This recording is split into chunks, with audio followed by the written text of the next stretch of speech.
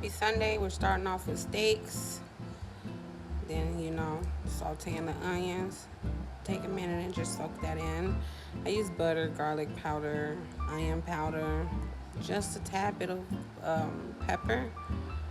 And I love to use this $20 grill from Walmart because it gets everything done. Then I cut up some yams. So these are homemade. And then here's some sweet, no, not sweet, buttered corn. And this is the outcome. I didn't feel like doing too much today, but there you go.